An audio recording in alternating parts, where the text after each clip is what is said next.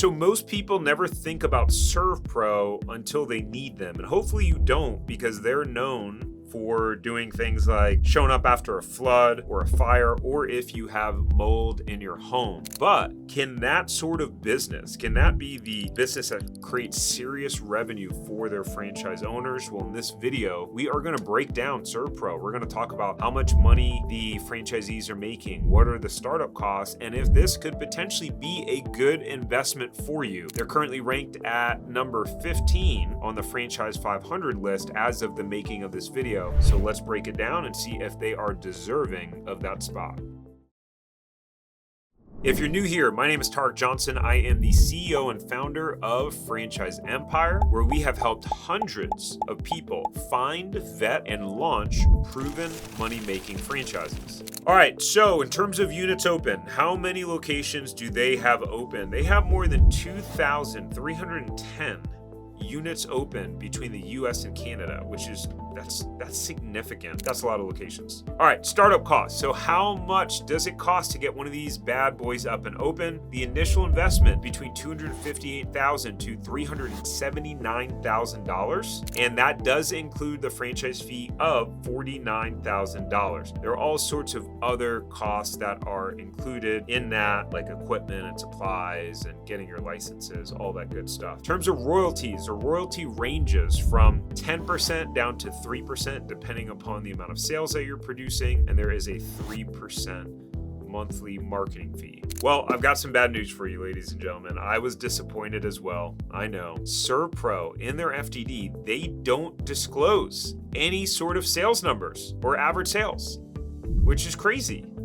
And so, but here's what we do know, and looking at the franchisors' financials that are required to be in the FDD. In 2024, they had $248 million in franchise license revenue, $73 million from product and equipment sales, $67 million from their brand enhancement fund revenue. So pretty interesting. They did open 84 new units in 2024. So somewhere, somehow, there's some sort of territory availability, but not much. Now, if you like videos like this where you get to shortcut getting the answers and the numbers to some of these franchises, then I created a gift for you. It's called our 42 high-performing franchises. So these are 42 franchises that we have determined to produce a significant amount of sales and have a proven business model and actually have territory availability, because good luck getting a ServPro, guys. They have 2,300 locations open in the US and Canada. There's really not going to be much, if any, open territory availability at all. So the purpose of the 42 high-performing franchises is to show you options that potentially do. So we'll leave the link down below in the description and in the comments if you want to go grab the 42 high-performing franchises for free. Well, let's talk about the brand. In 1967, ServPro was started by Ted and Doris Isaacson in Sacramento, California, as a small painting business. Very interesting. I got a quick story around that. They soon pivoted to cleaning and restoration, and by 1969 began franchising their first ServPro location. So they started franchising 2 years after their business was up and open. What's funny is I had a friend of mine who started a fire and water restoration business from scratch. Now, he did not franchise it. He wound up selling that company to private equity for a pretty good amount of money. But he actually started out doing cleaning, tile and carpet cleaning first, and then was like, okay, where's the money in this business? Like, where can I have a higher average ticket and have a higher revenue potential? And he learned, and they pivoted to the fire and water restoration model. So it's interesting to hear that that's actually how ServPro got started. And just a quick lesson before we dive into the rest of the video, like for me, when I hear something like that, I go, aha, very interesting. You hear all these stories about founders and entrepreneurs who start a business thinking they're going to do the business this way, and then they wind up pivoting and they wind up doing it another way. And I think sometimes when entrepreneurs get in trouble is when they get super fixed on just doing it the same way and not pivoting their business, and then they kind of get left behind. That actually happened to us here at Franchise Empire. We had one manner in which we were focused on helping franchise buyers.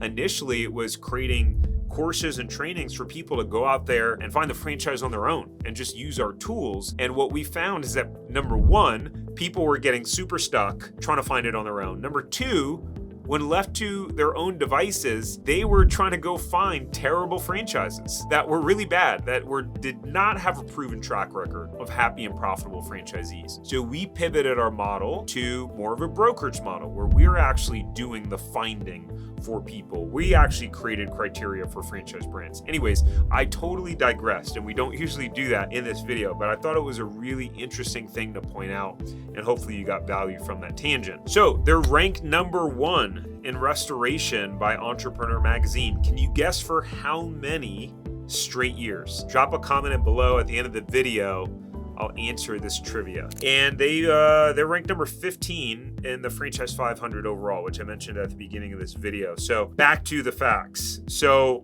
after they started franchising, massive expansion followed, which happens for a lot of businesses that do wind up franchising that have a solid model with great economics. But by 1979, they acquired 175 domestic-care franchises, which is very interesting. What you'll learn sometimes is that some of the biggest companies grow by acquisition. They just buy another company or they merge. It happens with so many of the bigger companies. So if you're thinking about, hey, how could I potentially 10x my business? Well, maybe you don't have to go spend 10 times the amount of money on marketing. Maybe you just go and acquire another company. So by 1988, they grew to 647 locations. And then they wind up having to relocate their headquarters because of that to Tennessee. Now, they have a recession-resistant model, right? If you have fire occur in your home, if you have flooding or a pipe burst or water damage or mold, I mean, most of the time those things are going to be covered by your insurance,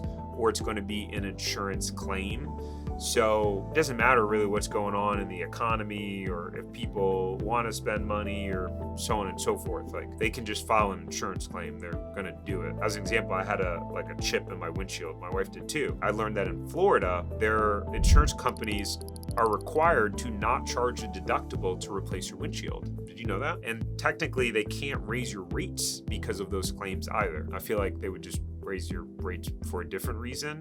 And anyways, but very interesting, right? Their business model, they have a large-scale disaster response. ServPro responds and helps with FEMA-level disasters like Katrina and Sandy and regional storm events. And there are a lot of other franchises in this space that do that as well. The company runs a 140,000 square foot training and distribution center by their headquarters. And so new owners complete 15 days of hands-on training at ServPro's training center, including water, fire, and mold remediation certifications. So again, one of the benefits of a franchise system, right? If you went out and said, hey, I think there's a lot of money in the fire and water restoration space, and I want to go out there and start my own business, well, you probably would have no idea what you're doing. And although you could potentially go find and hire someone that knows that business inside and out, or you could buy a franchise and get top-notch training and then still hire people to do the work, but at least you know how it's supposed to be done at that point. In terms of the trivia, if you guessed 22 years of